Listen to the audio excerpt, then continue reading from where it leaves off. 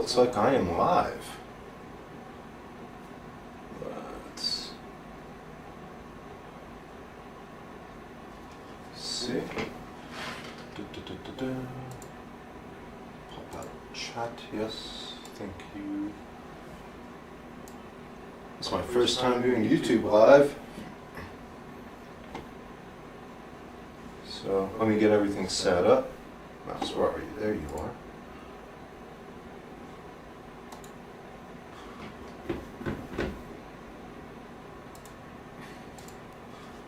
Stream URL.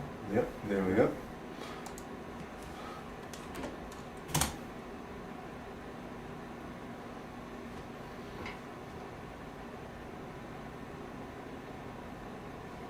I think.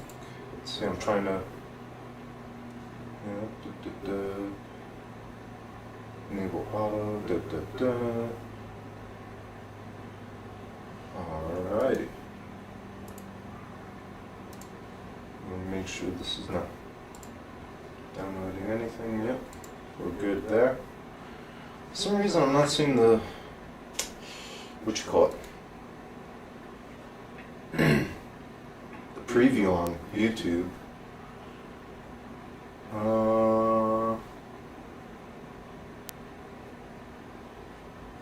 Let's see.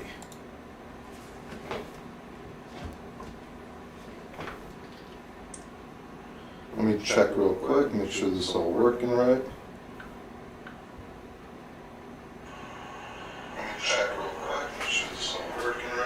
Oh, I got an echo.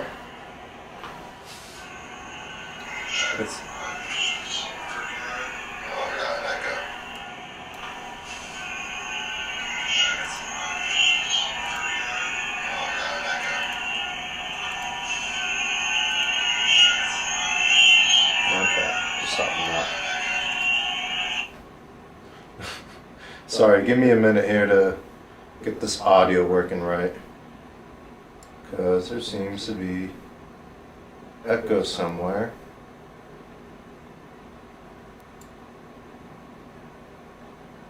Okay.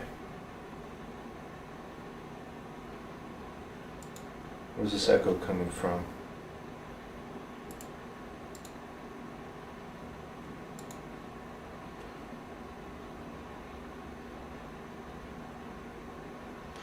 Could just be the room setup right now. So, sorry, bear with me on that. And I can see chat, and let's see. Can I see how many people are on here? Yep. Okay. We're good, we're good. Alright, welcome. Sorry for the delay. And this is the Suron Light B.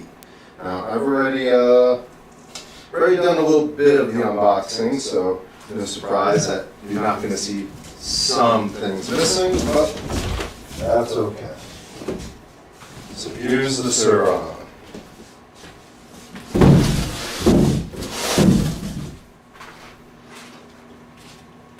Now I've already taken out basically this bubble wrap. That's basically it, and the boxes. Now, some things that it did come with I want to go over. A little gift box from Lunicycle, and inside there is a care package. Face mask of this type, pretty nice. Fruit snacks. Basically, if you don't need them, pass them on to someone else. I could use them. Some gloves and some more face masks. So that was nice. Thank you, Luna. That was great. But what we're here for is this thing. In it, we'll have some boxes around, like right here. And you'll obviously get the tire. It was somewhere around right here. And I did most of the boring stuff that you guys don't even want to see anyway. In this box, we get a bunch of manuals for essentially the D&M, or do not move, as Eric calls it, front fork. Some stickers, some padding. I'm not sure what it's for yet. Maybe the battery. The foot peg, one of them. The other one is installed already. Some tools. I think this is all we'll need to put it together, which is nice. I like that. But no actual user manual, and I'm not even sure what the hell this is. I've looked at it. I haven't really looked up what exactly it is. Here, let me get out of the bag so you guys get a better look at it.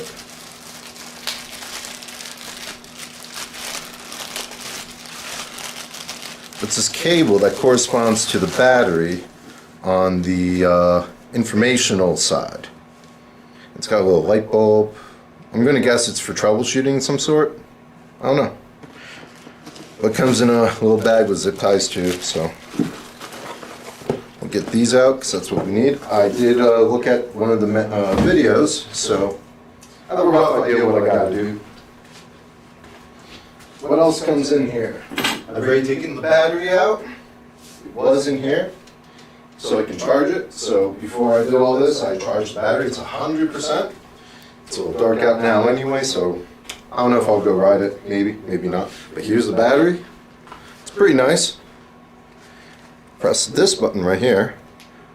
It'll tell you it's charged. I like that. That's cool. And over here you got, this is the power. And here is the information port. Here's the charge port. Take the little cover off and you can charge it. Charger is actually quite nice. I like it. The connector for it is really robust. This is really heavy, but that's what batteries are like. Heavy. Let's see, what else we got in the boxes. In the box, we'll have the charger. Charger's real nice too. Comes with a fan. Has some, oh, it's a nice charger. I like this little connection right here. It's solid, it feels good. This little release right here, let's see if we can focus. It's good. It's good, I like it.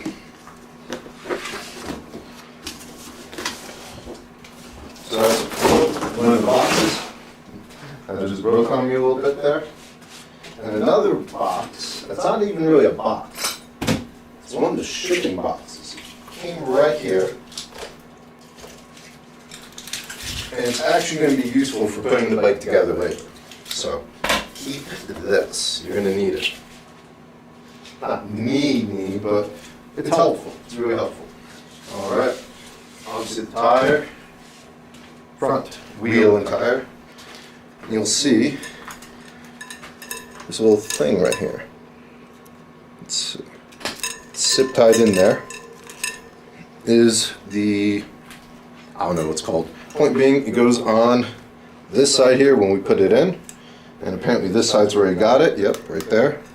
So we put this one in the same way. Oh, this one just came off. So, yep, we're gonna put that on later.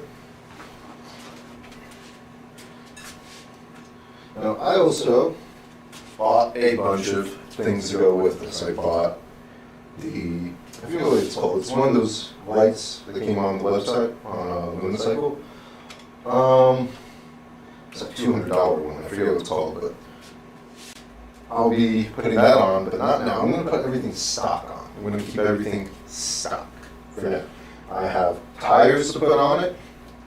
I have this handlebar, 3-inch riser bar. I'm going to be putting on it. Not now. Again, everything's stocks. Everything's going to be sold stock for now. So I want to see what it's like stock. What else do I have? I'm going to have some cool disc brakes, not disc pads.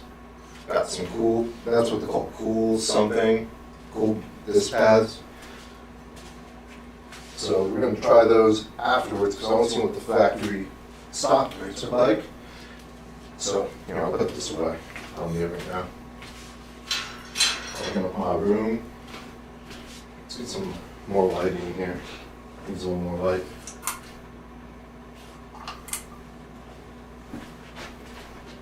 That's better. Yeah, that's better. Okay.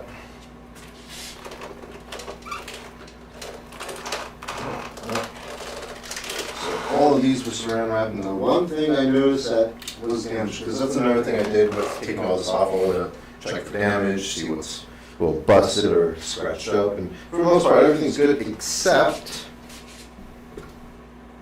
let's see, this part right here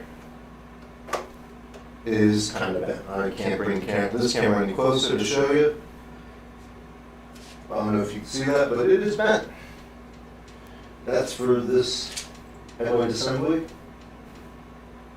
So I'm not too worried about it because I'm going to be replacing it anyway, but that kind of sucks. That's a little bit bad. If I could bring the camera like this, I could show you a little bit easier. But right now, that's just all it is. That's all I found as far as damage. Let's get that situated. All right. So first things first is putting on this handlebar.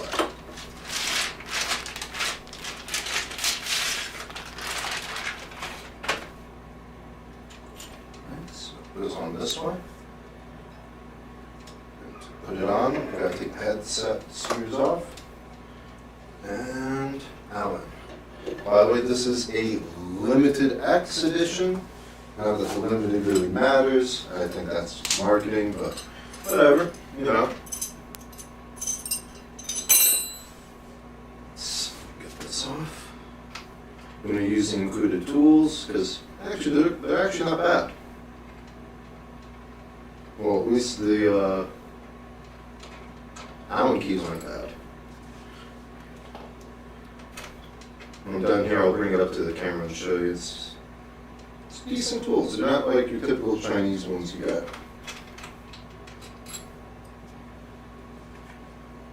There's 4 here.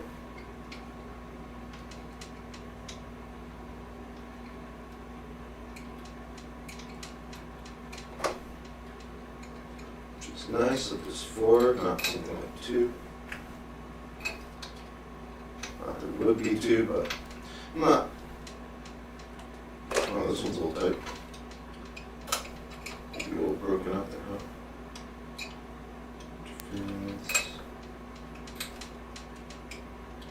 This one's really tight. Is this stripped? Hope not.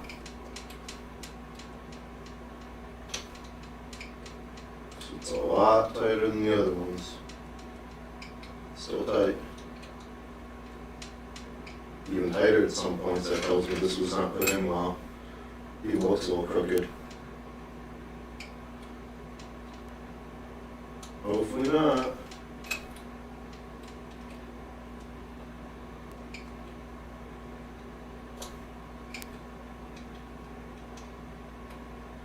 So again, I'm not huge on bikes or mountain bikes, pedal bikes. And I used to have a motorcycle many years ago that I crashed into a guardrail and destroyed my knee. That was fun.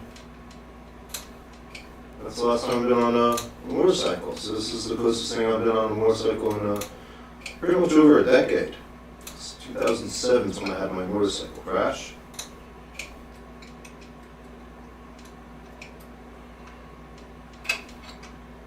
Let's see. Is that chat actually working? Hello. Chrysler, yes, I can see it. I just thought this other chat window was actually working. And it wasn't. Let me pop up this one. There we go. Hello. Sorry about that. And now it's coming up. Okay, now let's inspect. Ooh. Yep, this is stripped.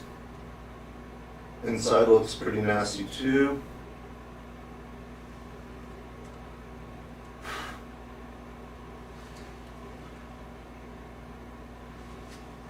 You can see where it got stripped.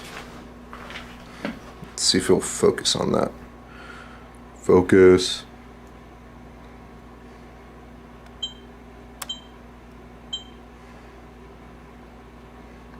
Okay, well, you can't see it very well, but on this top part right here, actually, let's see if we can zoom.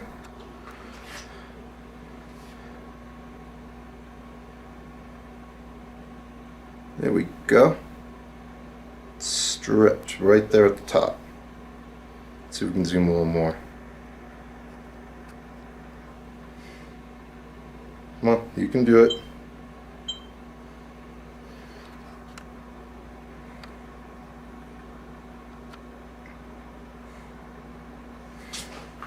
Just keep focus, camera. You can do it. There we come on. Not asking too much of you, camera.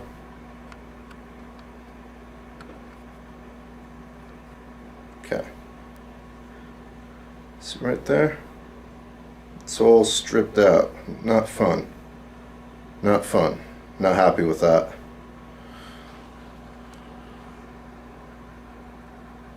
It's going to stick it in the same one and replace the headset. I don't know what else to say. Just needs a new headset out of the box, so that's another thing. Not happy about that, but what can you do?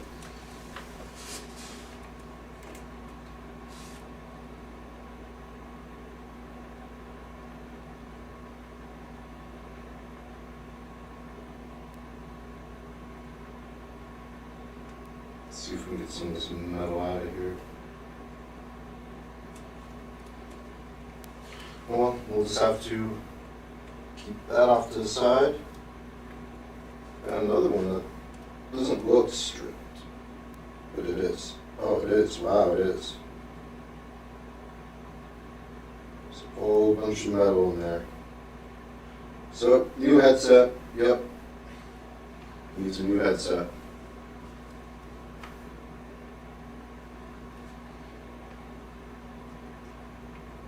Where did you come from? This other one.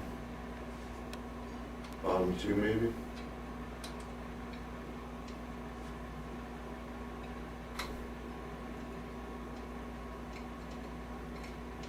Looks like it. Yeah. So, two of them were stripped. That's not cool. Oh well, what can you do?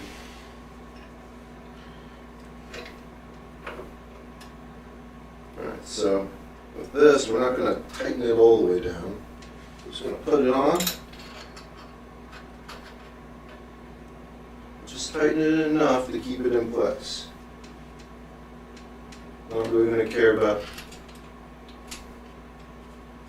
whether or not it is in the exact spot it should be or anything like that. Just enough to hold it down. So we're going to adjust it later once everything's on. There's no point in doing that right now because not even the wheel's on, so I don't even know where I want it exactly. So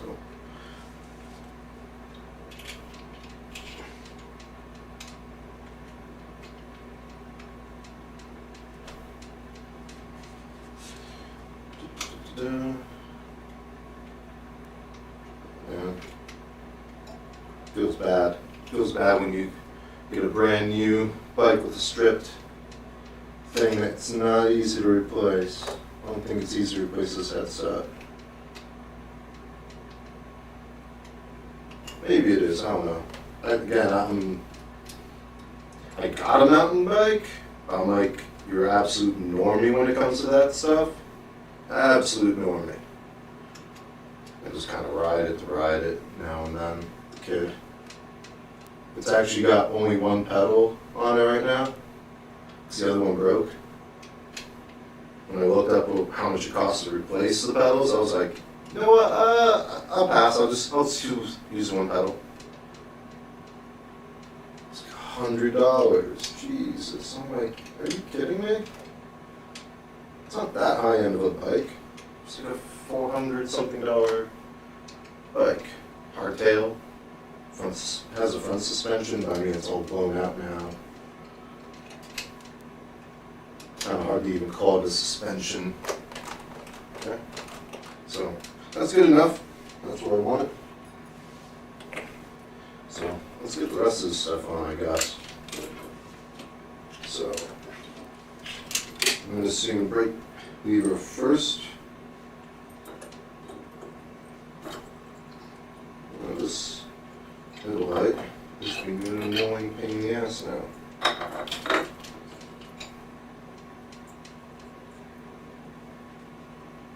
It's fine. Get it all figured out. Ah.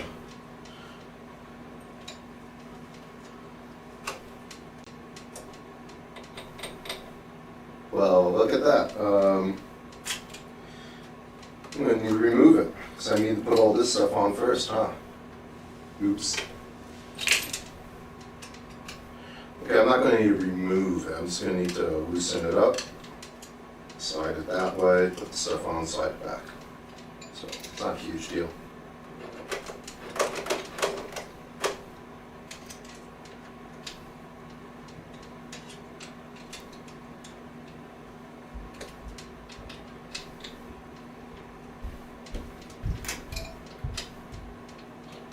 I do not want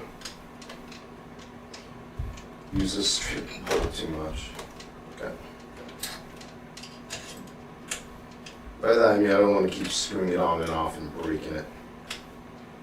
There we go. So that should be far enough. Yeah, we just got it. Just far enough.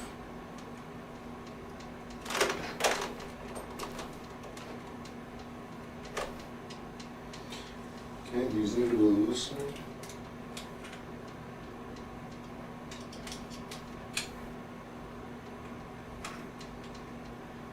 Alright, we got you on. Figure out where we want you later. And we want you on as well.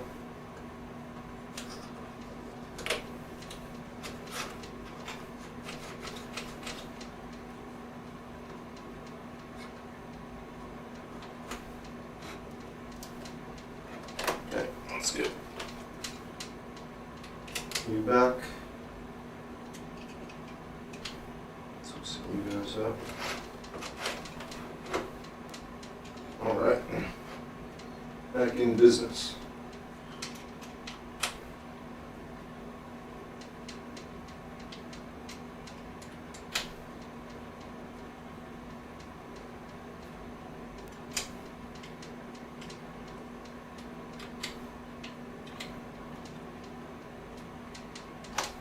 Alrighty.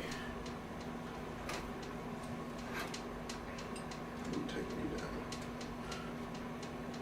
Don't want you to. Okay, so.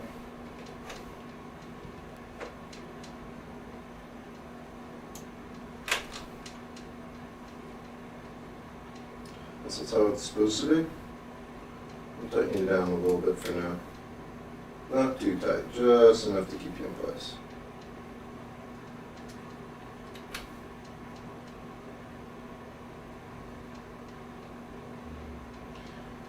I wonder if this is the front or the rear brake. Let's look. Goes in here. So assuming that's the front. No, that's the rear. This is the rear. This. Okay. Going in there too, huh? Oh no. Guess I'll find that out later. Do this. Nope, I'll find out later. Let's get you tightening down as well.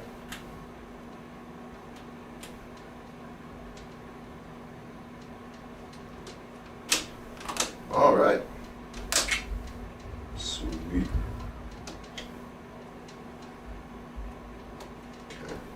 Oh, other side too. Top and bottom. These don't have to be that tight.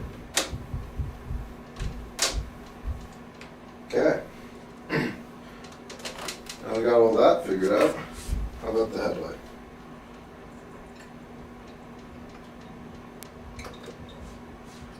Okay, so we got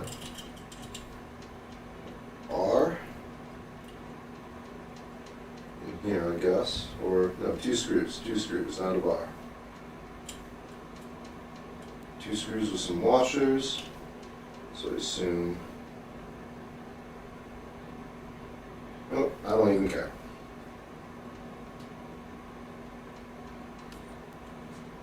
Because it's not staying anyway.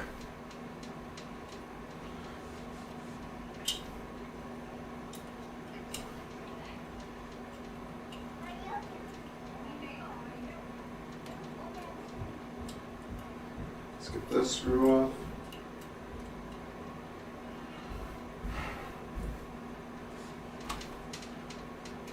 I like how all these wires came in the way of this. That's a little annoying. Bit of wire management maybe would have been nice. Ooh. That's not cool.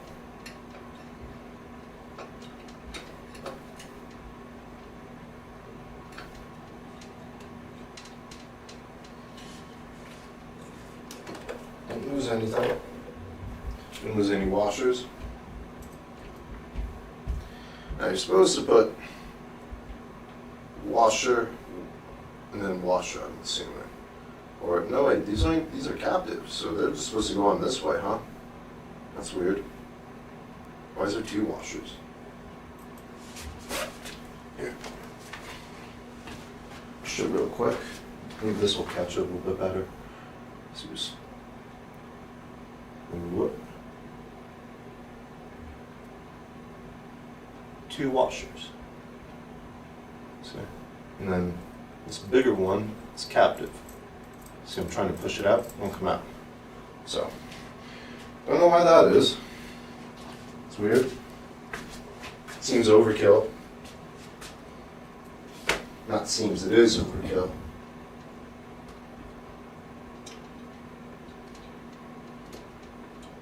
I figured you'd have a washer on each side of the bracket. Nope, it just has two washers on the outside. Let's get you in there. Come on.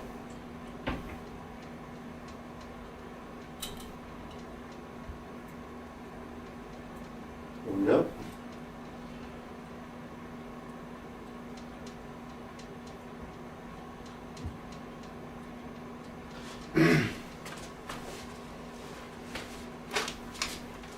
This one in, because it's all bent up. I'm not sure where the hole is. There you are.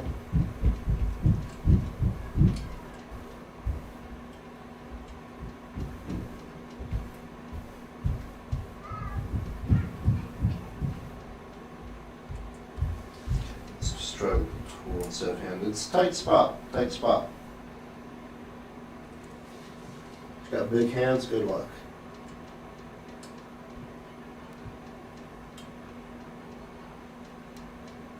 There we go.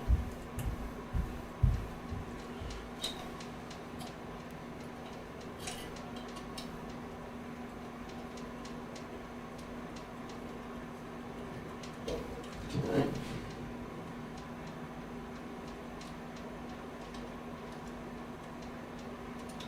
We'll tighten those bolts down. Hey, what happened to my camera? This one. Hey. Let me fix that. Properties. Here we go. Sorry about that.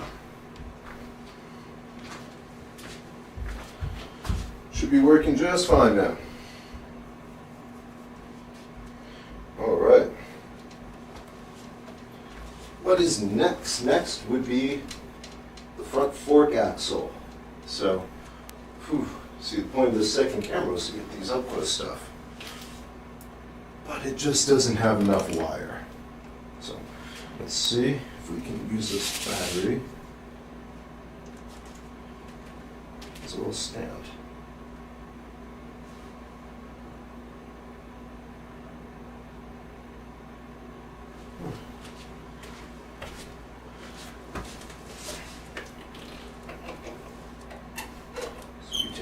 one off. This side. I'm told that once I start taking this off, or on the video I saw, assembly video, it's not going to be supported anymore. So I got to be a little careful because this floor is not even. This is a not a flat floor I'm on. There's that other one. Ooh. Let's hit these two.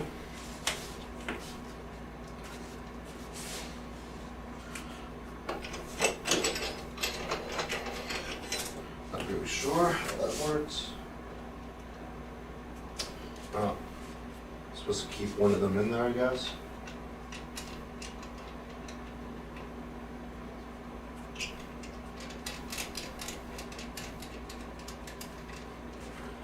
Supposed to be long enough? Hope so.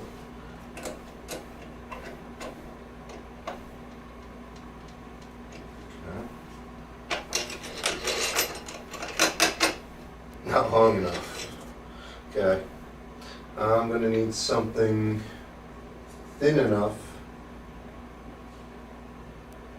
but strong enough to bash this out. Didn't really give anything, did they?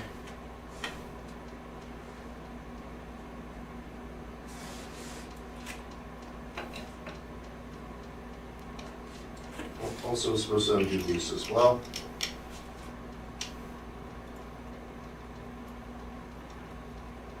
Not all the way, but just enough that it's no longer putting any pressure on the axle. That should let the axle go free as well. Should. We have this piece of wood right here. It's probably not going to be very friendly to us.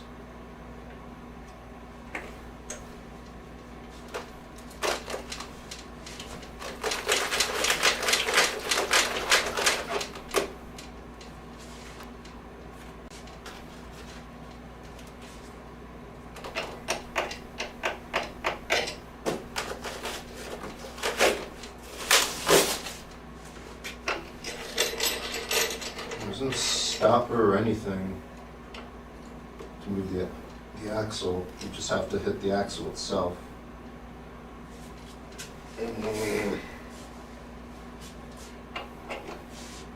Or wait. Let me try to remember from that video. Which side were they working on? Does it matter? I don't think it does.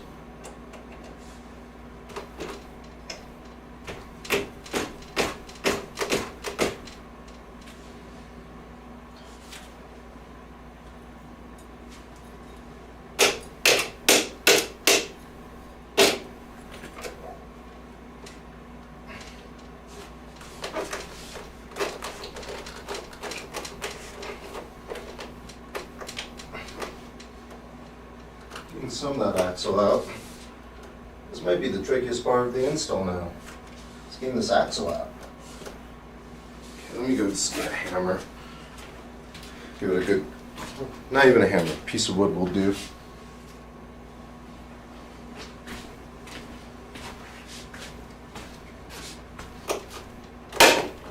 There we go.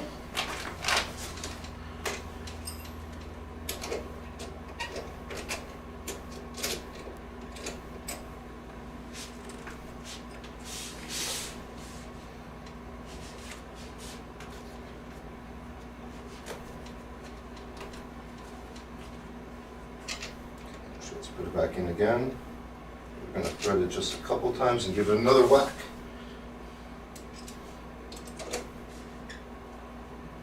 Couple of threads and whack.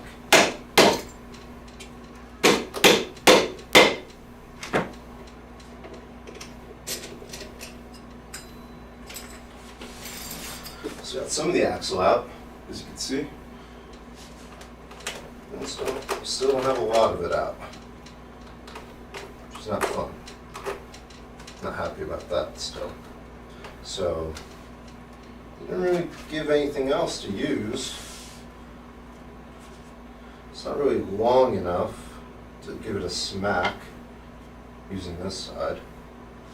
And these will captivate it, so I can't push it on this side anymore. I'm pretty much right at the max. Well,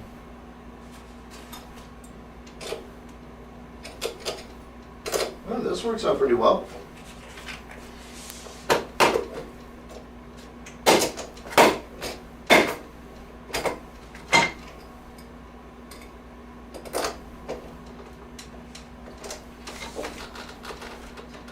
Happens to just fit in right.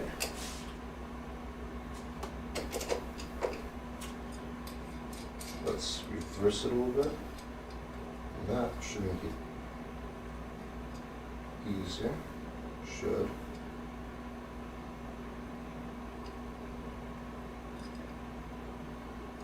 Come on. Right in there. You can do it. Nope. Oh, it's captive on the top. Won't let me. Oh well, nice try.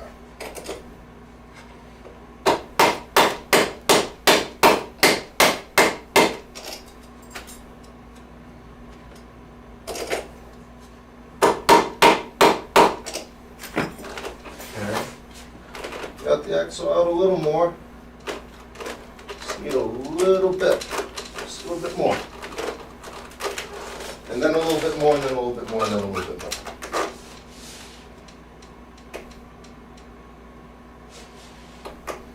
I'm not really sure how to do this. How do I get this thing out without damaging the threads? Anyone got an idea? Because I'm not sure. When I saw the video, these are pretty loose.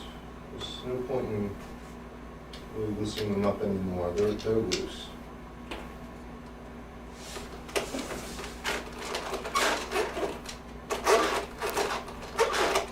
I'm tempted to cut this block off. This block of wood. Really tempted.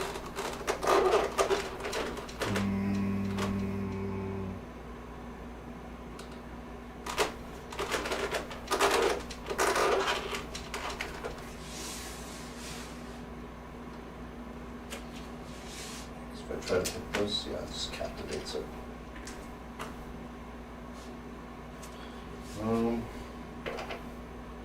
Nope, that's too big.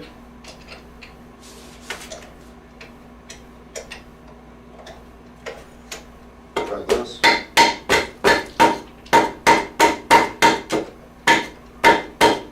It's getting it out, but I don't know what damage I'm doing.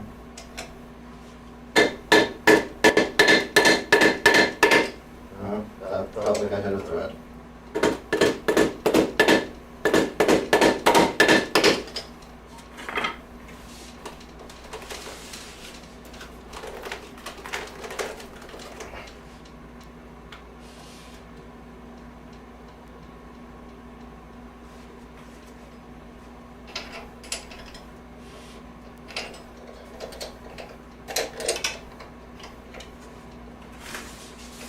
Pretty much so, do something like that. Not exactly.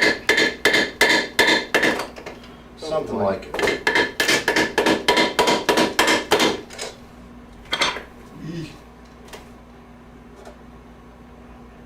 Well, that wasn't a thread I just took out. Can't see very well. We're almost there. Almost there. Hey, this wasn't even on screen. Okay.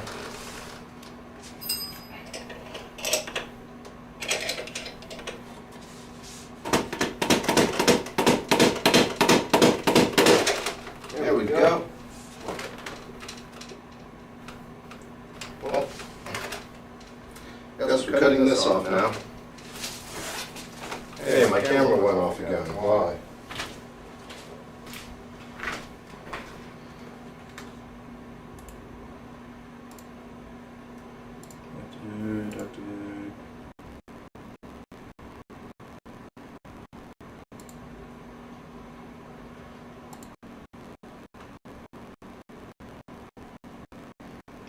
1 second.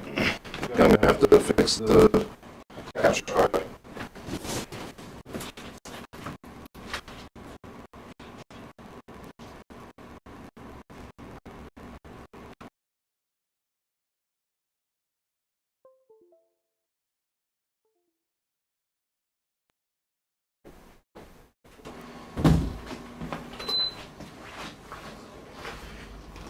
Alright.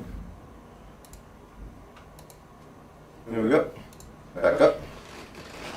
Sorry about that. Alright, let me get a razor too. I have my razor. Where'd my razor go?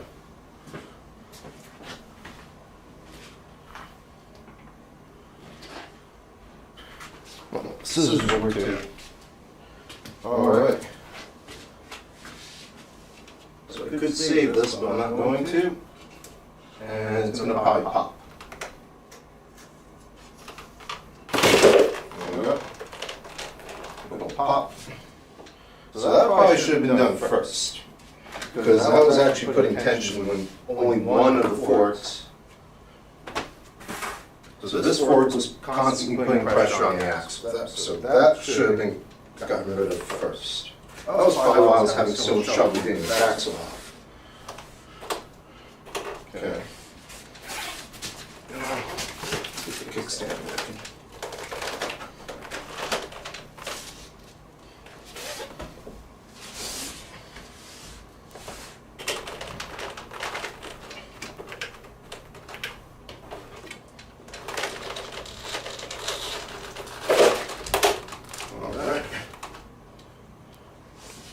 That's free.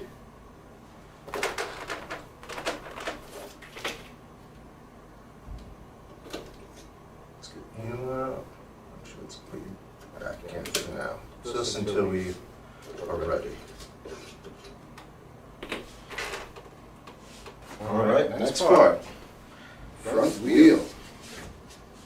So remember, we gotta keep these little spacers, nuts, not nuts, but washers, spacers, something like that. I'm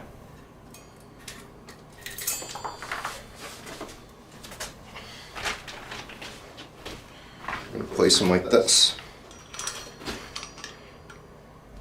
Like that. So it sticks out. And the other side gets the same treatment. They actually stay in place once you pop them in. Stay right in place.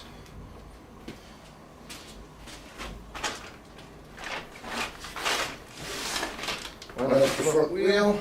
Oh, yeah. So at this point, I kind of want to get the whole front off. Actually, start using this little guy. Let's actually get the whole back off.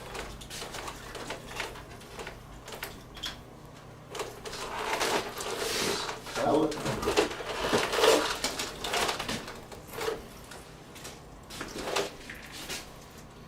we go.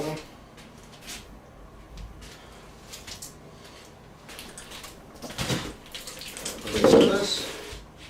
There. And you. That's okay.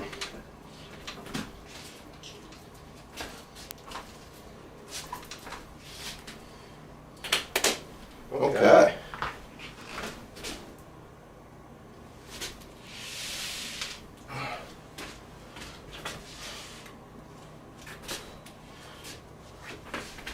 So this is spun out. Just got to snip it back. It's not a big deal. I don't think it should be. Shouldn't matter. So we line up the brake rotor with the brake caliper.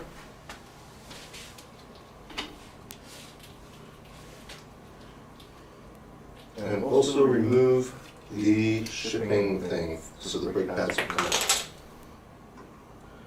Get the rotor inside the caliper, as well as. Whoop. That almost fell. That would have been funny. There.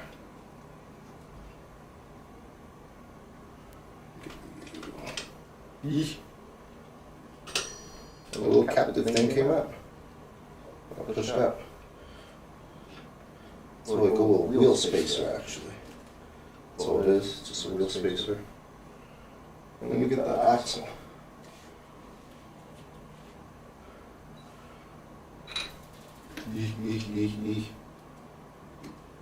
Get back here.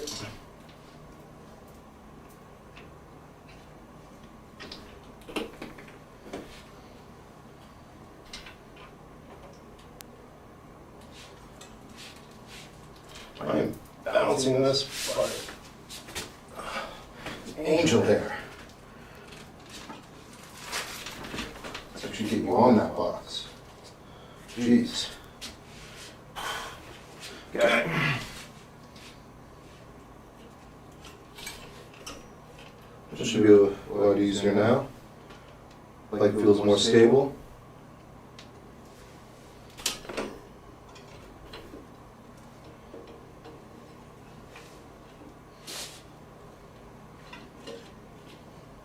So that came out again.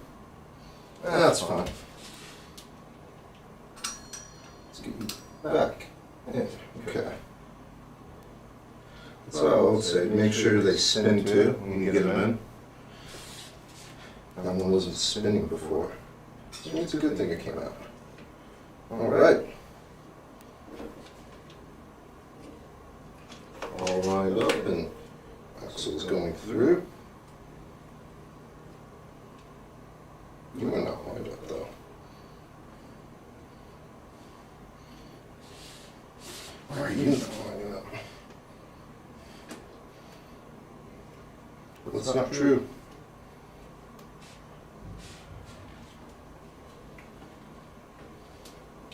Something's not true. When I say that, that means something's not where it should be.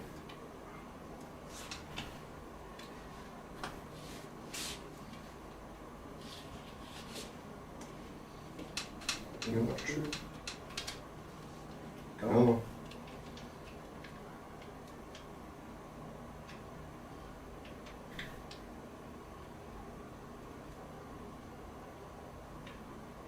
Make sure these.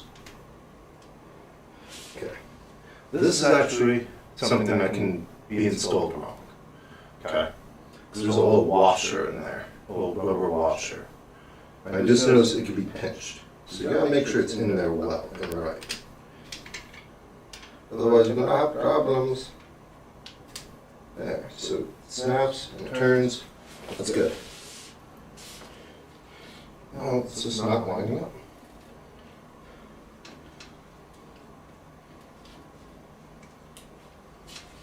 I don't want to line up. At least let's get more of this axle through.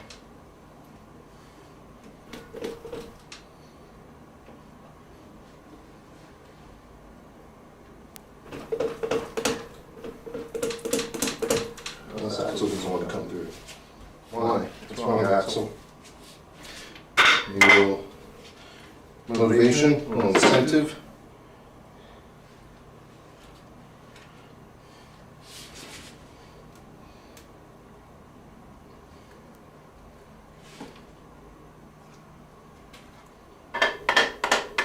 Okay, here's contact.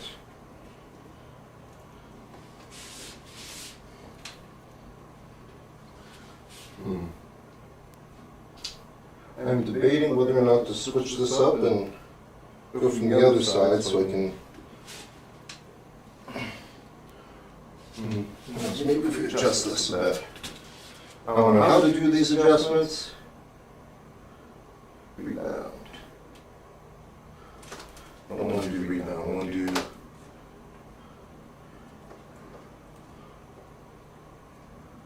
this. I trying to get this side of the fork coming out more.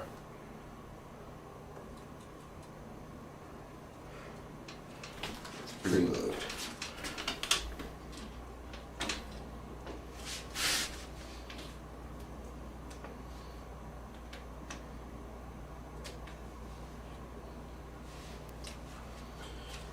That's another thing I can do is just use this as the guide. Should work.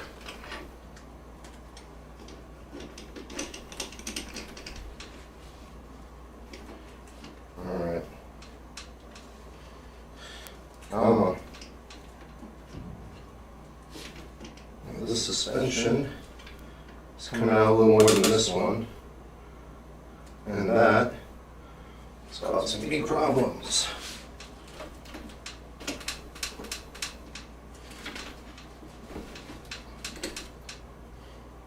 Let's go softer.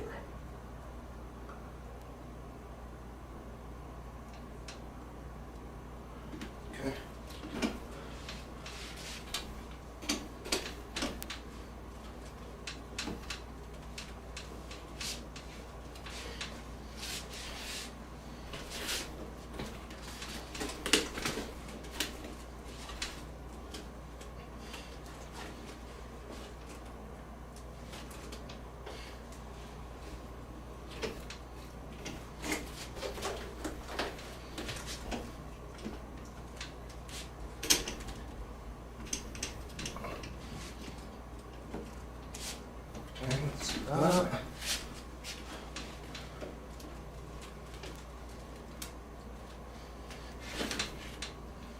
Oh, come on.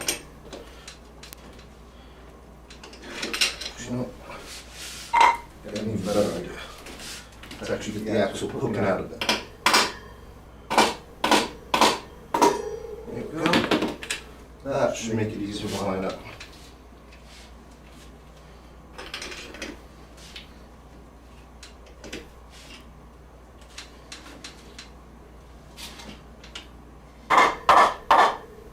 There we go. Hooray! We got it in. Even though axles are going to be the bane of my existence today. That's fine, I guess. I just hope this one's not screwed up on the threads. Banging on it. Actually, let me inspect it real quick.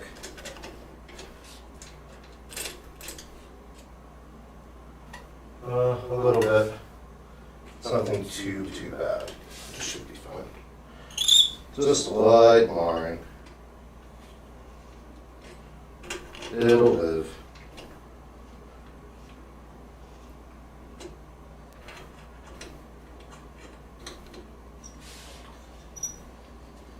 This should be pulling the axle in more. Well, now it's a spinning axle, which is fine. It's time for this. Okay.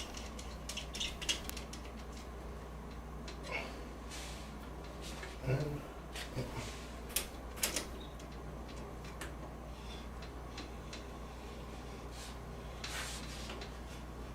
that's spinning too, huh?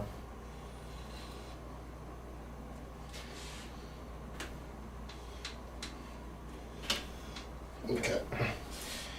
What size is this? 8. I'll be right back. I need to get myself an 8 mil.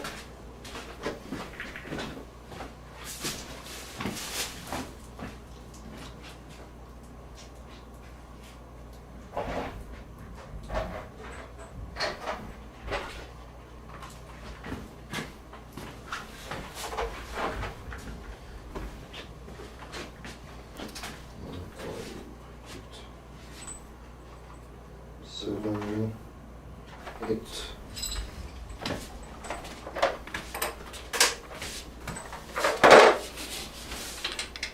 Yep.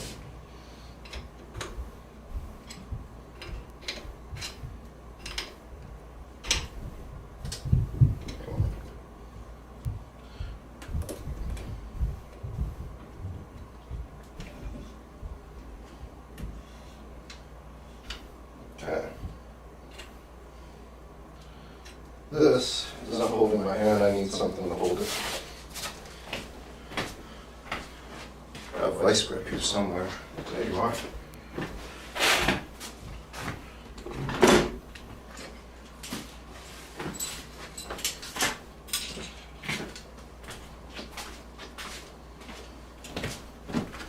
Little backyard mechanic techniques.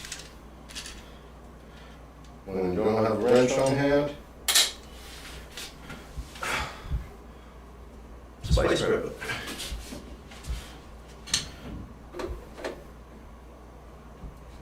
All right.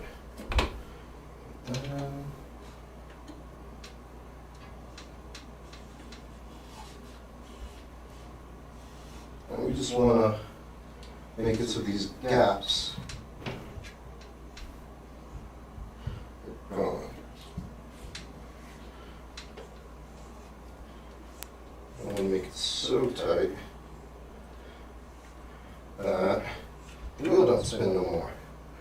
That would be bad. We still gotta tighten her up.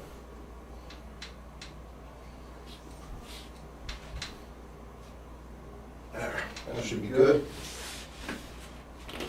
Lock her down right here, these little guys.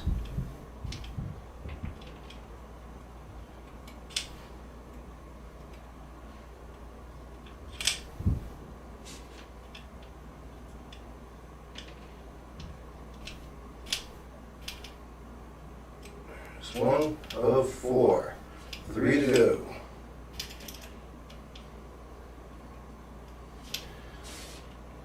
And outside of tightening a few more things on the handlebar, this bike should be ready to go after I get these done.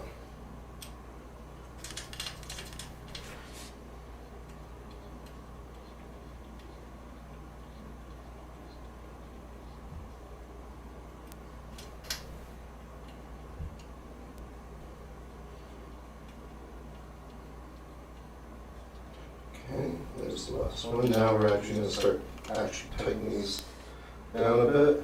Nothing crazy, just tight. There.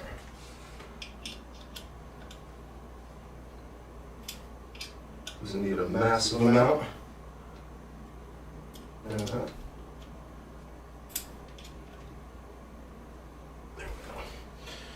All right. Yeah. And the right foot peg, the fenders. What was the other thing? Came with the front fender. Put it on somewhere over here, I guess. Yeah. Nah, I'll put it on later. Another time. Not today. See, these controls came on tight and way out of whack. So let's adjust that. Wow. Oh wait, no. It's the handlebar itself that's way out of whack. Okay.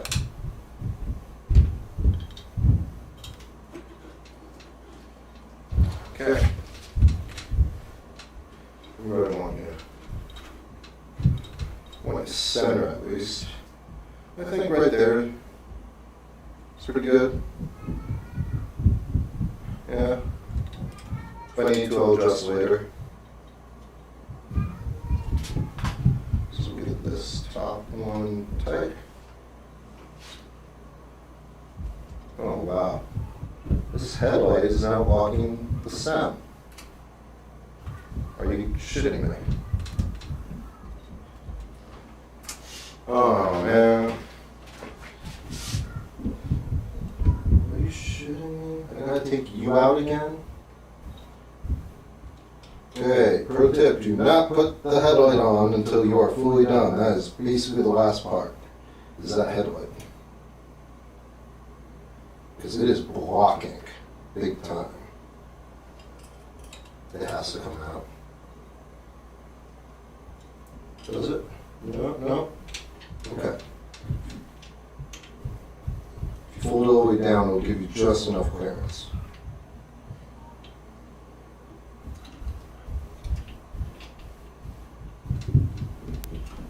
That was right.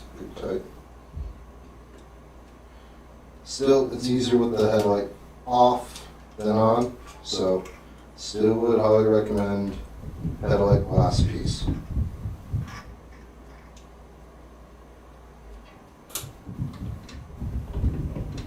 Because it really is in the way a lot. It is massively in the way. Let's get you back up here.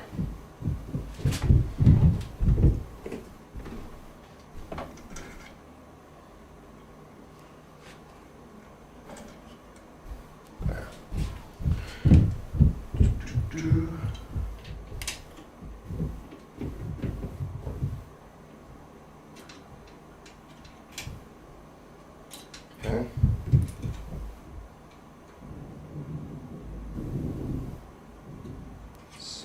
Look.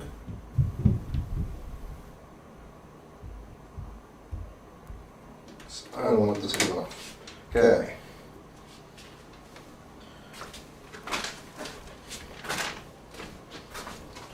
I don't plan on using this strap, so let's see it jump.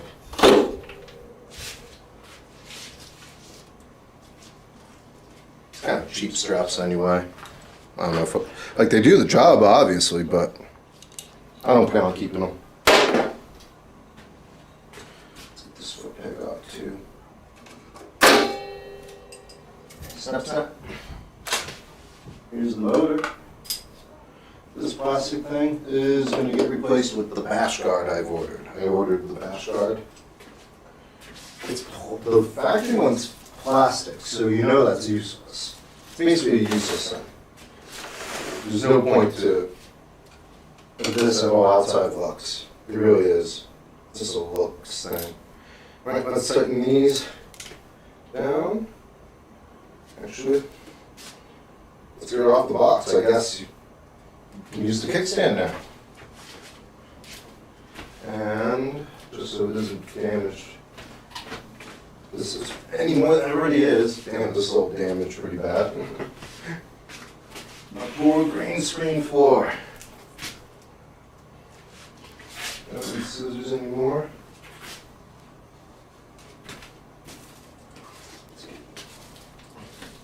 I just have to touch the chain. Okay.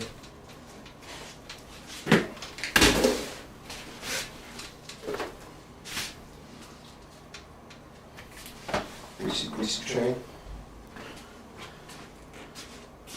All right. Let's wheel over it.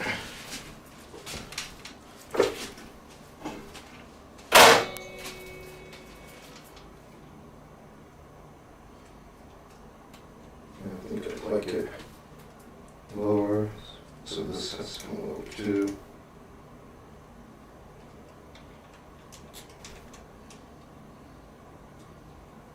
Let's get that.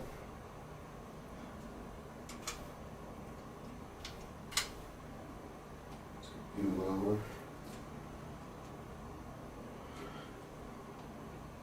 And I like it right here.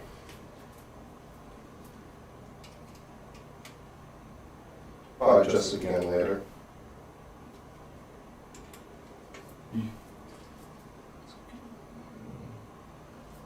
There. There. So tight you are from the factory. Pretty tight.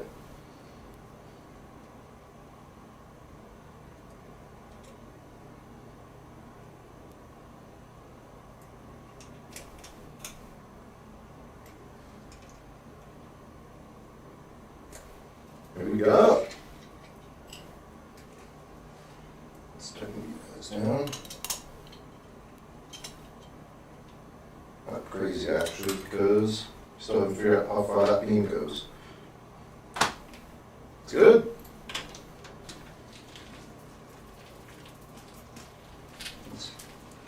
That's weird.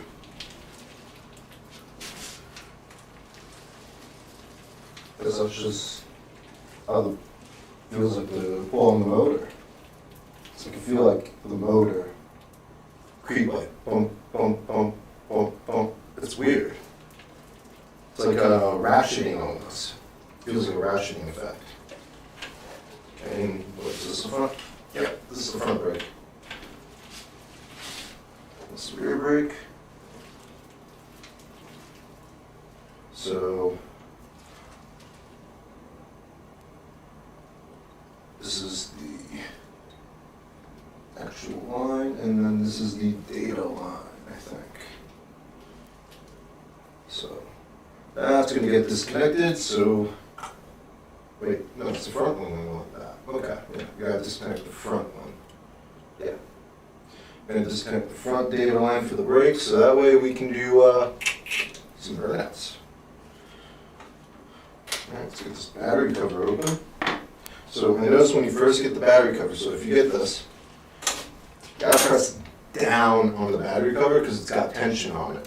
So when you go to release it, in the key, and it's not coming up on you, don't pull. Don't pull it because it's already got enough pull tension on it going up. Yeah, that cogging effect. It's what is weird about it is just how much you can feel even like each little piece.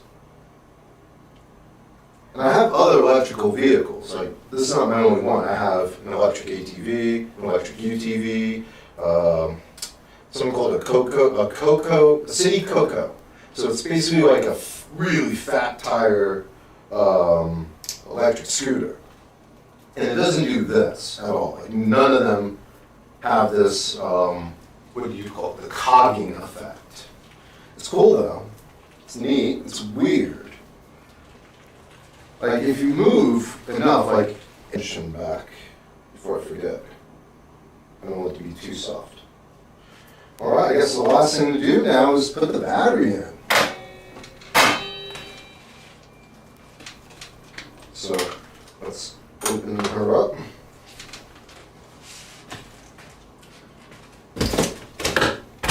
Well, actually, and foot peg.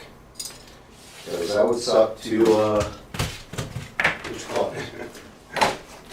Have my right foot just hanging out the whole time. Let's see. It's in the middle position on this side. So we'll put it in middle position here too.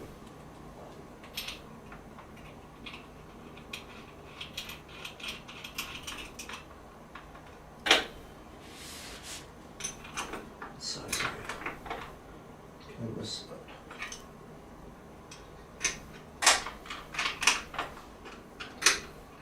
So a bunch of modifications I want to do to this is bigger controller, a back 8000. So I would love to put in this.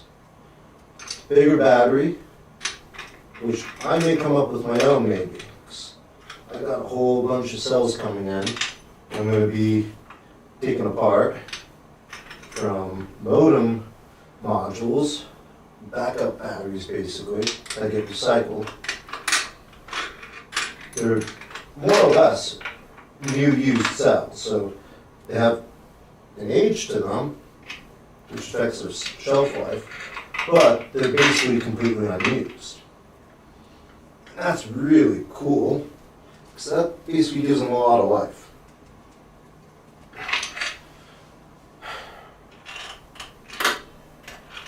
Okay.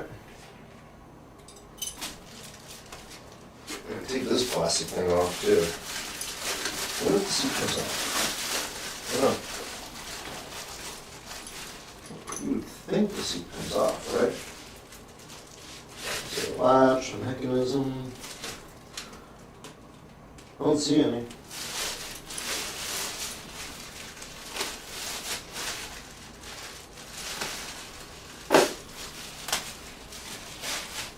And this whole rinky-dinky fender, like this is just, how do you call this a fender? It's not a fender, it's a nothing.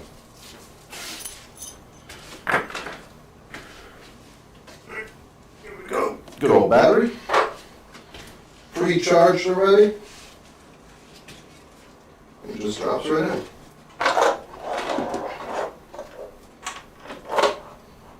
It should.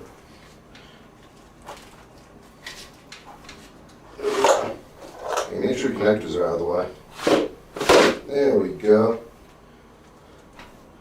Alright, and breaker is set to off.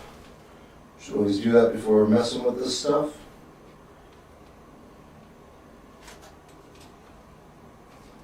And this goes tight. It is tight in here. To get this connection on. Jeez, that's... How do you get this on that easy? You know? That's how. I can't even tell which is positive. Okay. Well, these wires are short. These are short wires. Doesn't really even tell you which side is supposed to go on which side. Kind of has something, and that one is bigger than the other. So you kind of just have to go off of that. Right, the main connections themselves are the same. Just the outside thingy. Wow, come on. Really? Okay. This is going to be a pain in the ass to take on and off.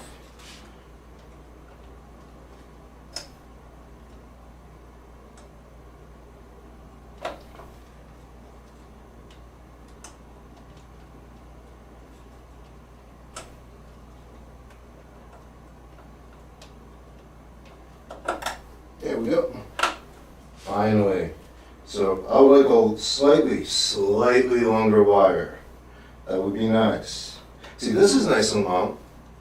This one, I don't know, I guess you guys can't see, but it is nice and long. Alright. They're both in there. So turn the breaker.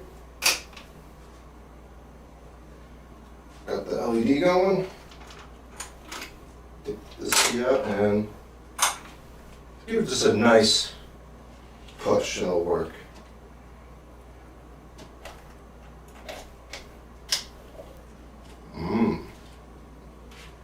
Headlight.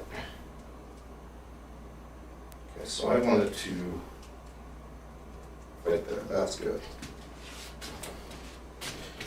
So let's tighten you two sides down. Now that I found a good spot for you. And of course you moved on me. So let's do that.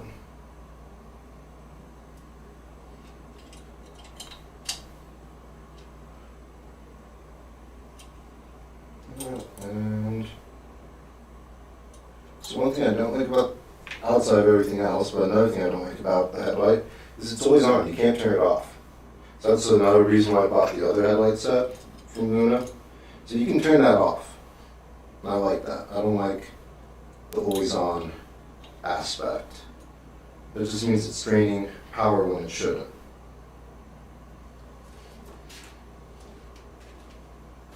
Okay, with the kickstand down, it shouldn't move at all.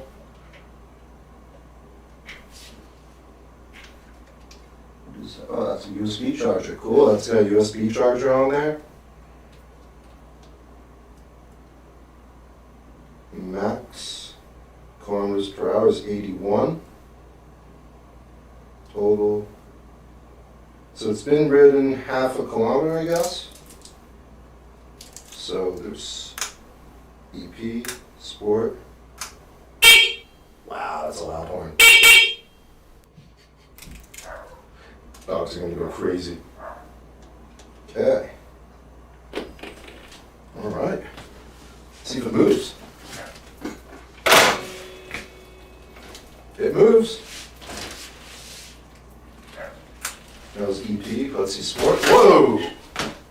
Wheelie machine and headset's not tight enough. So that's good to know now. Wow, that's a big difference between the EP and the Sport, is I just did a little wheelie right there. Yeah, we gotta tighten you guys down. And after I tighten down the headlight.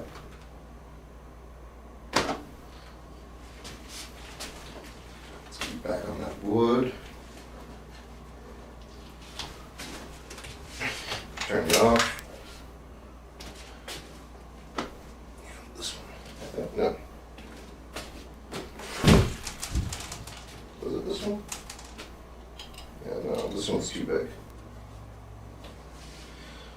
What I do with you? I need you. I needs you. You what? Yeah. Okay.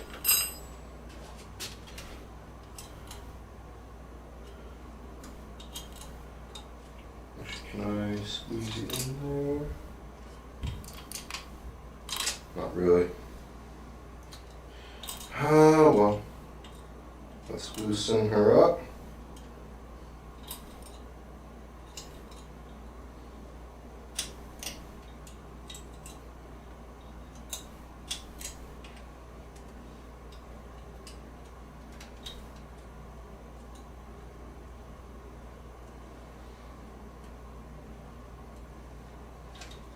Come on. Keep it down. Oh yeah, this headset needs, the screen needs coming way more. It's way more clamping.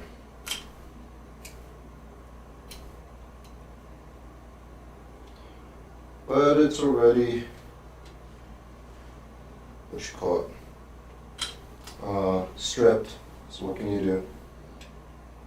Let's get a new headset, I guess.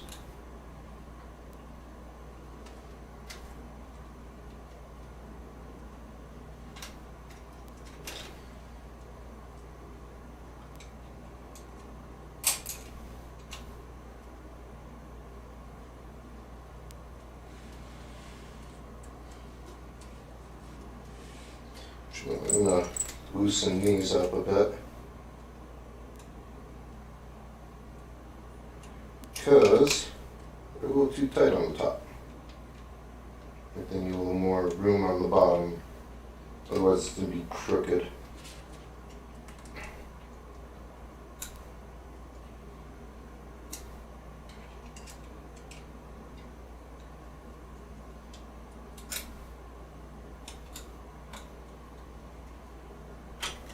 I did this very wrong compared to how I should have done it. Oh wow, that's how loose the bottom ones are.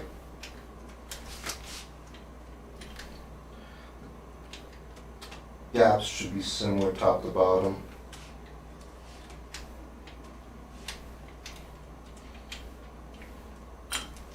Okay. That looks good. Let's tighten you up now.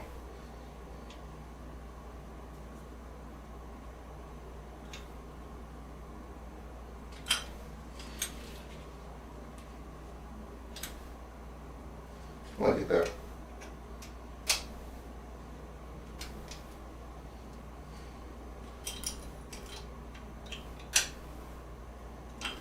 Okay. Now let's see the top here.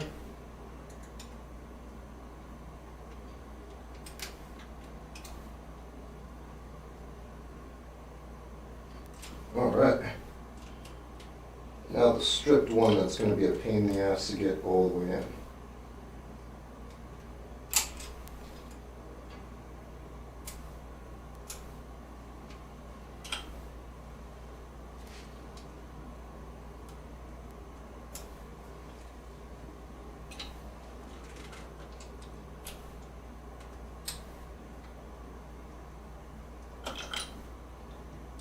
This headlight's annoying.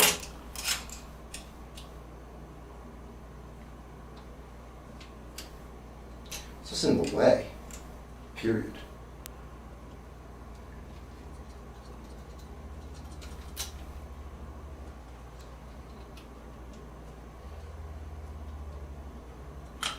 Okay, almost there. It's taking a long time because I gotta use the high leverage slow mode key. This son of a bitch is stripped.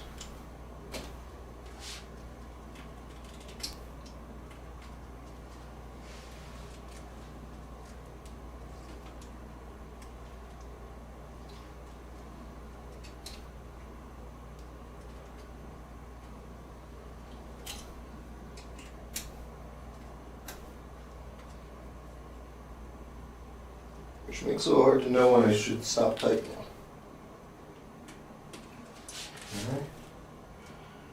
Okay.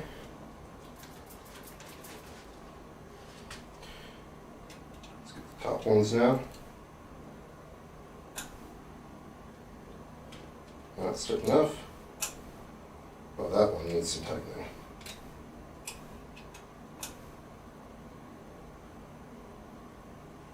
That's good. Let's get you again.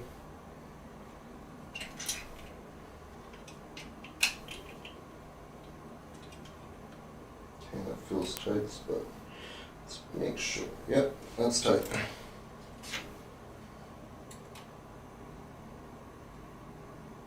Well, that could use a little tightening. That one too. All right. It's finally good. It's finally good. As long as the brakes work, right?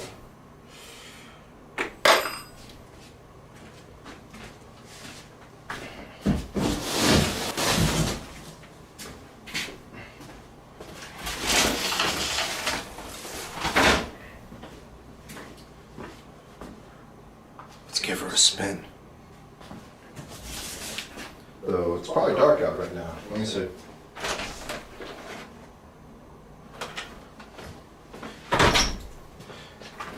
It is dark, but it does have a headlight. So let's put her back up. Turn it on. Key again. Let's see.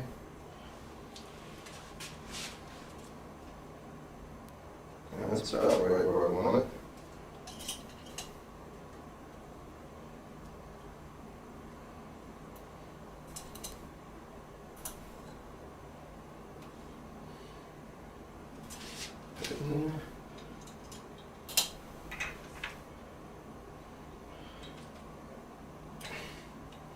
Where's a little bit of a mess? That's fine, we'll fix it later. There. Oh.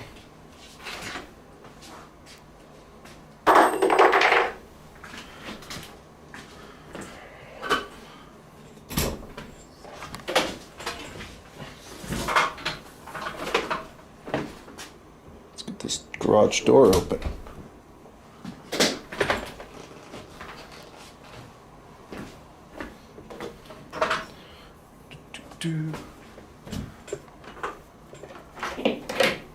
So I'm going to take it for a spin, give my initial impression. Maybe do some videoing tomorrow outside. Alright, it's going to be a little loud.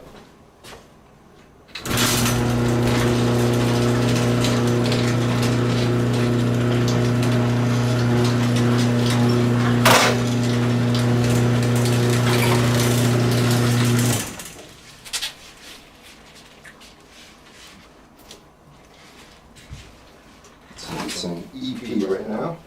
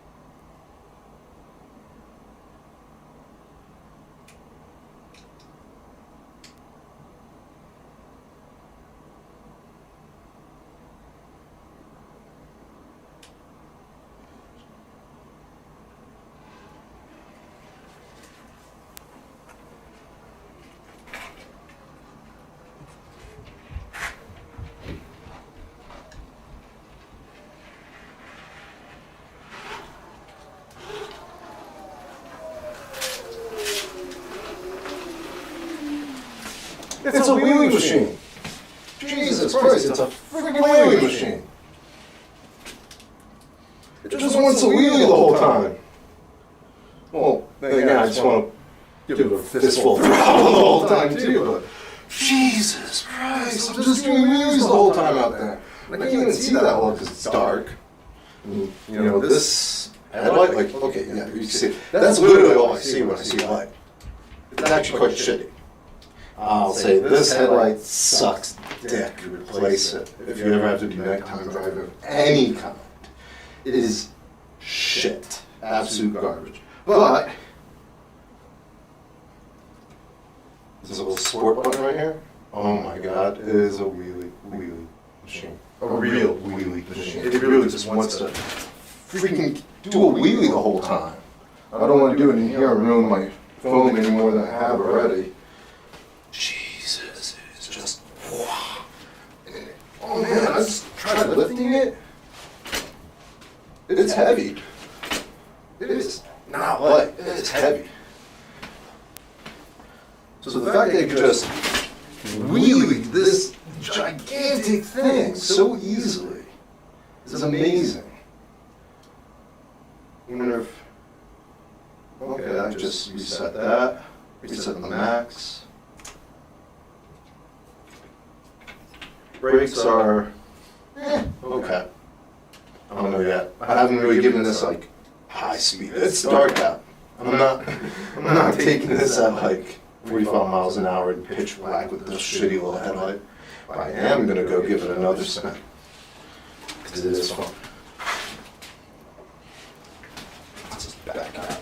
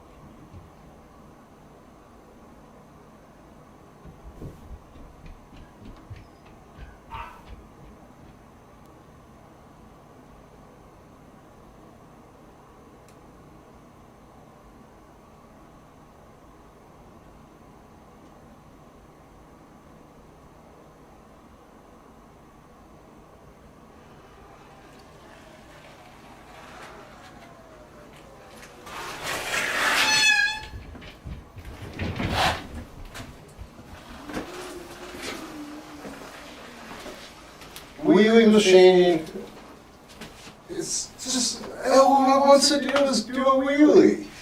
It's great. I love it. Put a smile on your face. Let's go.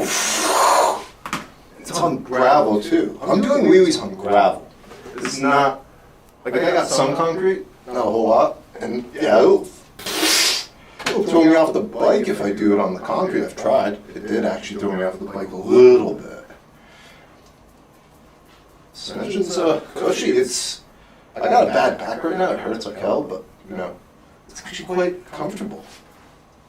Yeah. So, plans for this bike: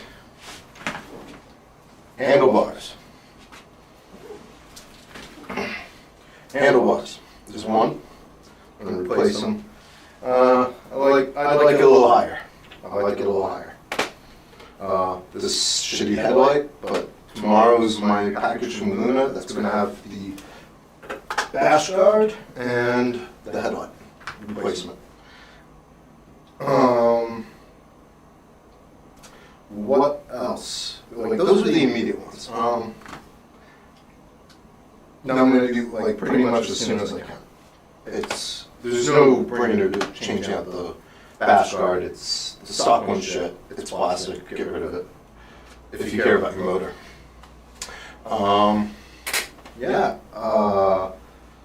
So bash guard and light, those are the immediate ones. And I do have tires, X30s. They're both fronts from Bridgestone X30s, yeah. Heard they're pretty good. I'm gonna give them a try. I could see that this was losing grip even on the gravel. It was sliding around a bit. So, I was giving it its, I'm not going too hard, I'm not going easy on it either. I'm not like Mary Poppins in it, okay? I'm giving it its run. So, got those tires, but that's not going to happen until I've checked out these tires. I really want to run these tires through their paces. And the same thing with the brakes. I got brake pads and rotors. The rotors are kind of just,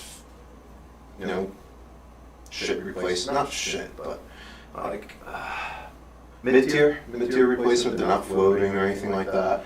I forget what brand they are. They're like a brand off brand, so it's like they make it they're the OEM for that brand, but it's not under that brand name, so it's a lot cheaper for those rotors. That's what I'm going to put on as well when I do the pad, but that's for the front. The rear rotor, unfortunately, is its own little proprietary rotor.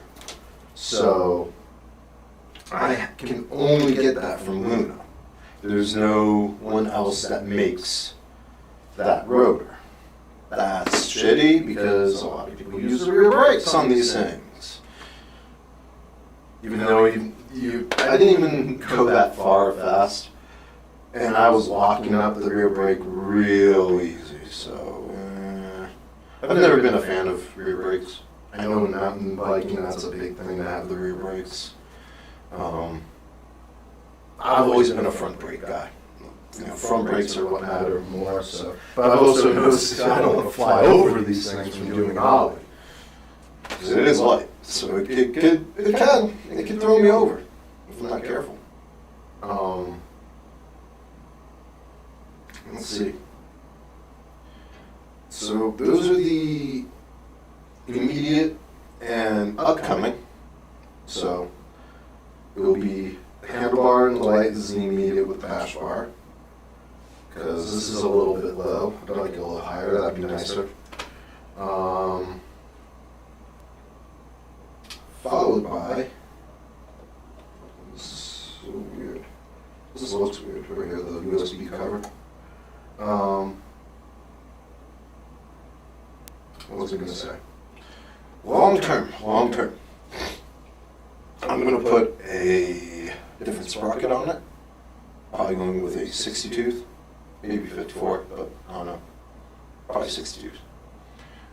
Make it a true wheelie machine. Something I could just hold the wheelie for like a mile if I wanted.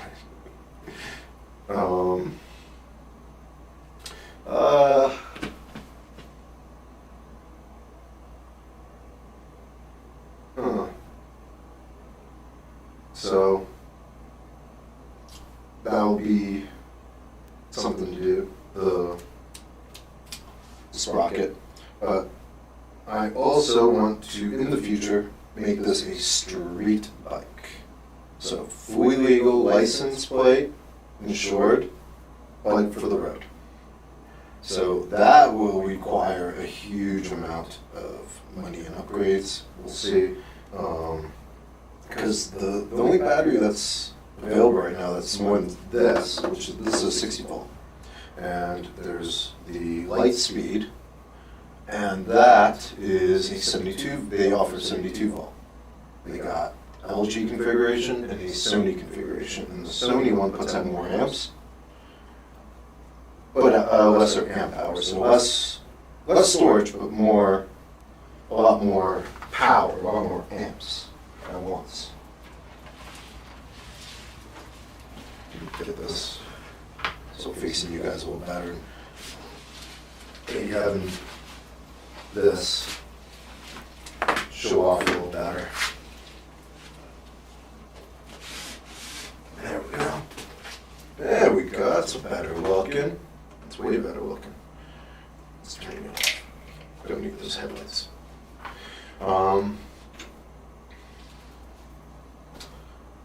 yeah, I'm going to make it a street bike. And not only that, by the time, hopefully, in the future, I do plan to do that. Because I say I want the back 8,000. I'm not probably going to get the back 8,000. I'm more likely to get whatever comes after. You know, I'm closing that garage door. There's bugs coming in.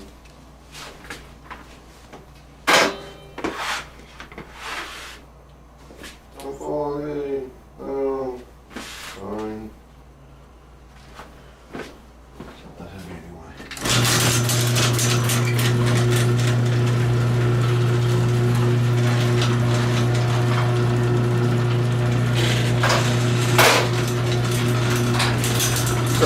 By the time I'm ready to make this a street bike, hopefully there's something better than the back 8,000, and even something better than the 72 volt. I'm hoping for 84 volt.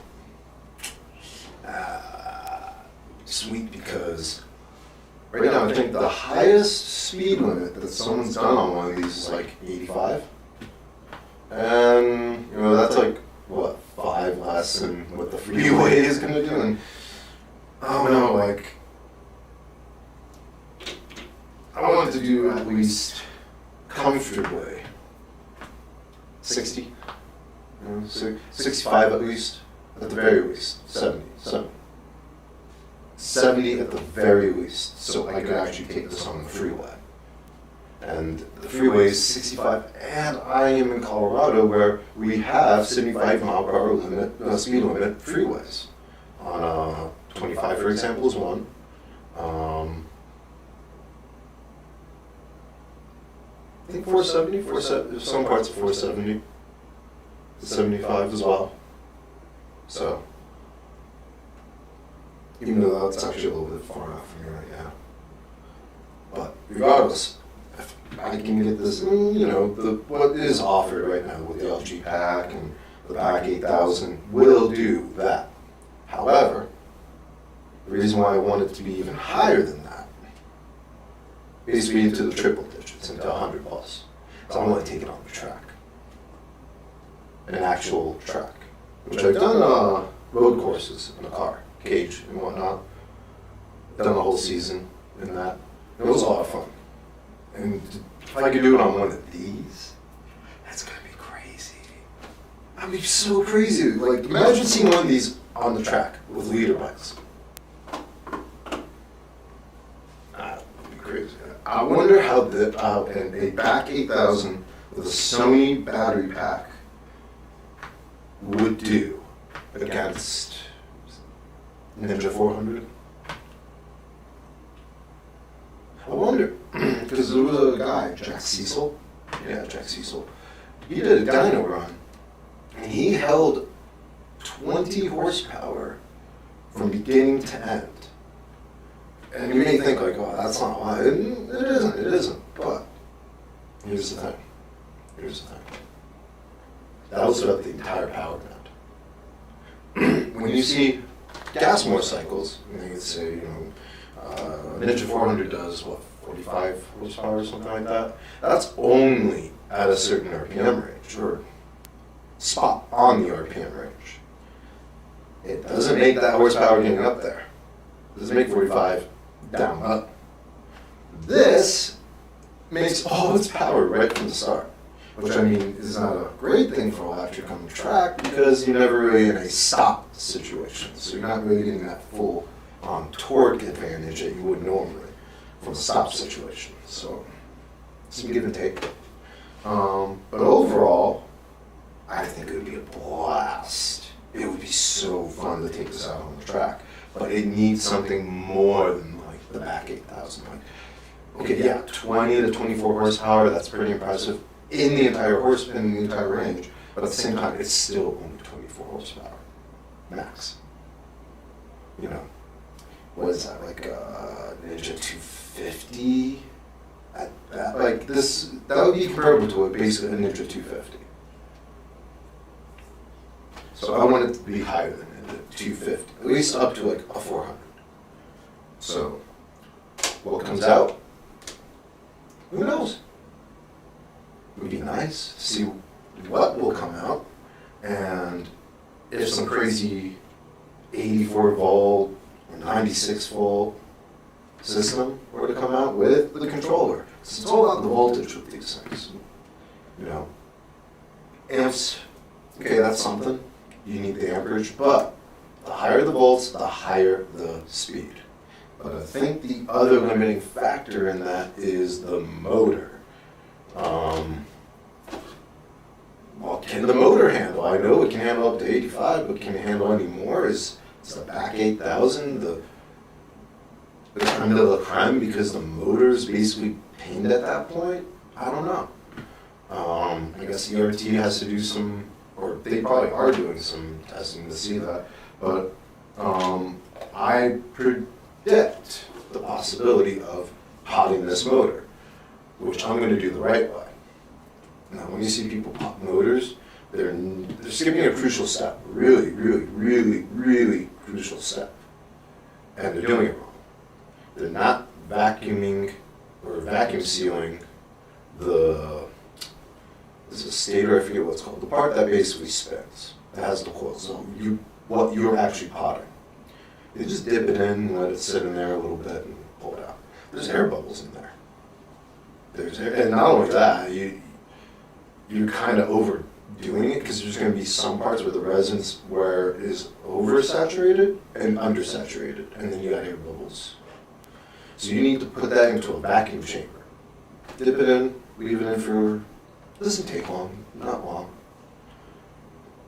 Hook it, put it in the vacuum chamber, put the vacuum chamber on top if you're using a cheap one. You don't need an expensive one for a motor. Like those serious, real heavy-duty vacuum chambers take like half an hour to get true vacuum. You don't need anything crazy like that. You just need something to pull the bubbles out of the resin because the resin has a certain viscosity, and that's why the bubbles get trapped. So, it doesn't matter how slow you put it in, you're always going to cause a bubble. You're always going to have bubbles. So that's the whole point, is that you need to vacuum chamber the stator, whatever.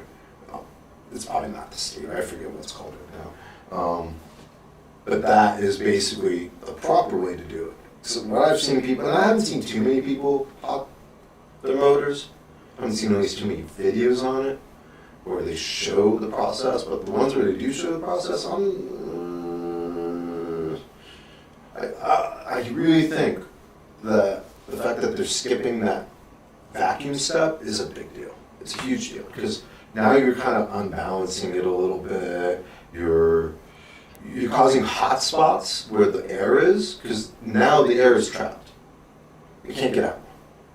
So that air is just going to keep getting hotter and hotter and hotter and hotter and hotter.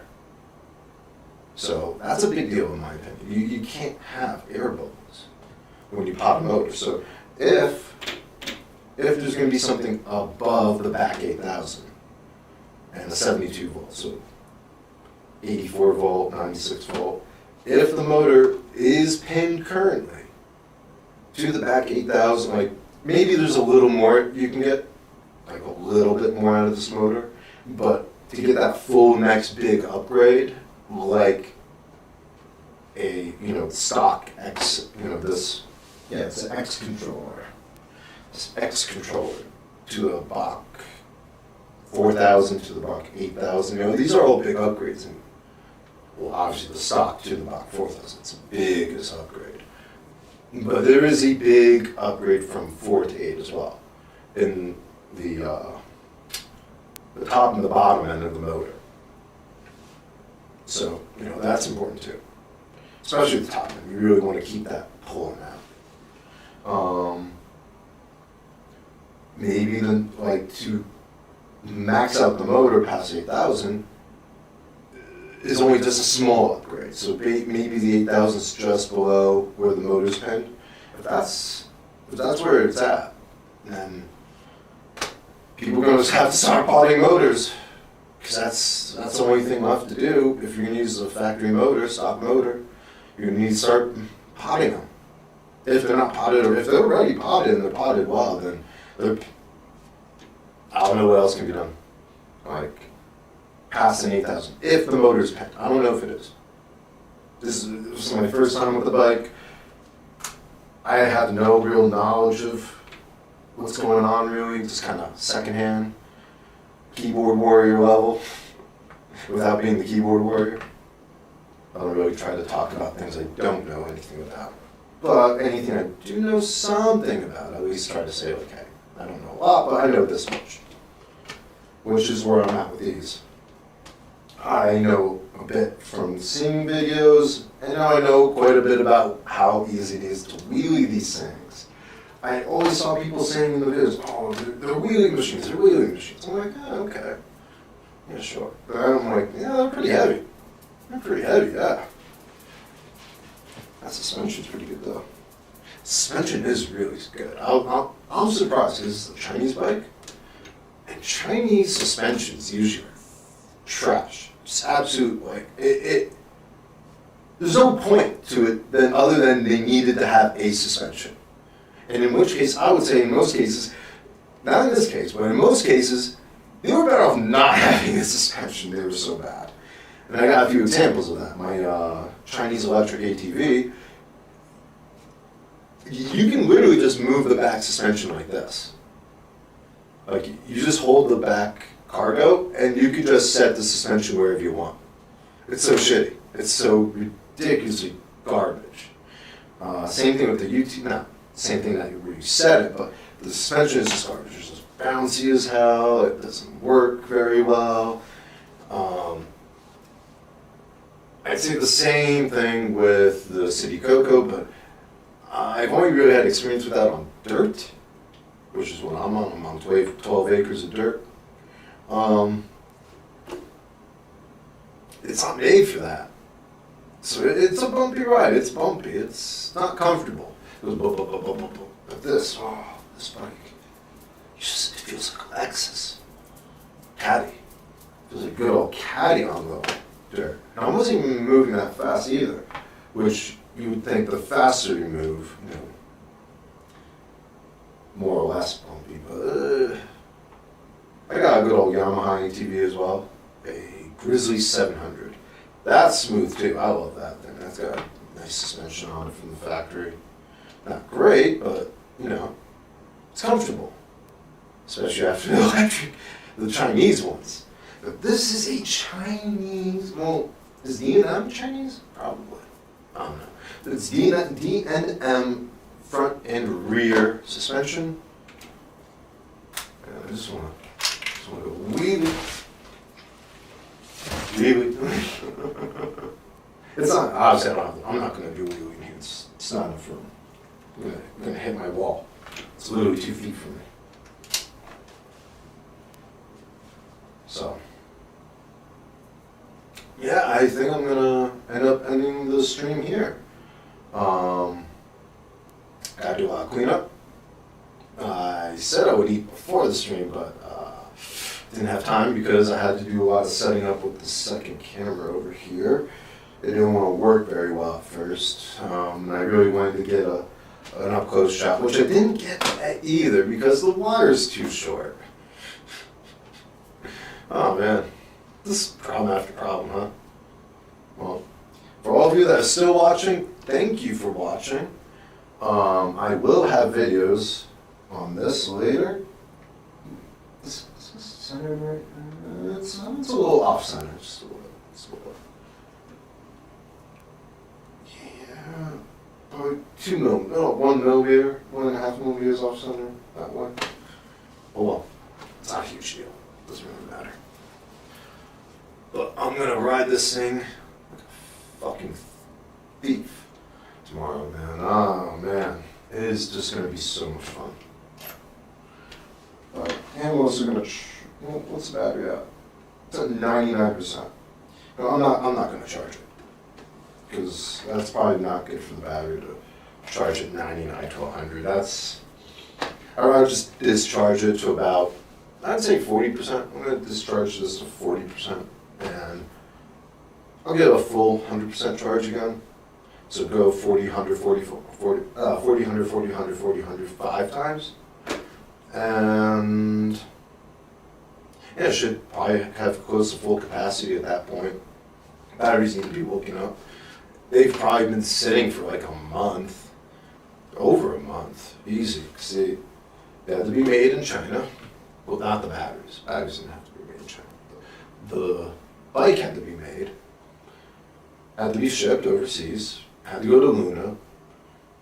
And Luna had to, because I think Luna got these in the beginning of the month.